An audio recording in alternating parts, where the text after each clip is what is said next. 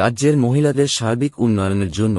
এবং তাদের স্বনির্ভর ও সক্ষম করে তোলার পাশাপাশি গ্রামীণ অর্থনীতিকে আরও গতিশীল করার উদ্দেশ্যে সখী এক্সপ্রেস প্রকল্পের মাধ্যমে অসমের মুখ্যমন্ত্রী হিমন্ত বিশ্ব শর্মা অসম রাজ্য গ্রামীণ জীবিকা অভিযানের অধীনে বিভিন্ন সখীদের স্কুটি প্রদানের উদ্যোগ গ্রহণ করেছেন।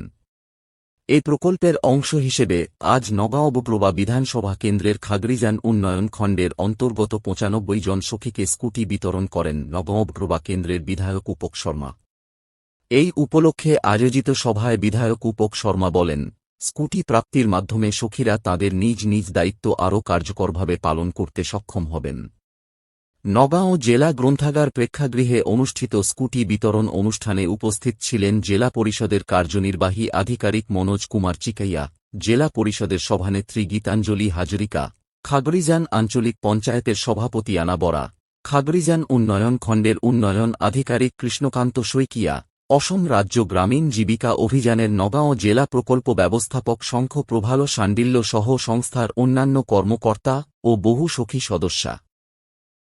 কৰ্মসংস্থাপন লাভ কৰিব পাৰিছে বা বৰ্তমান সময়ত তেওঁলোকে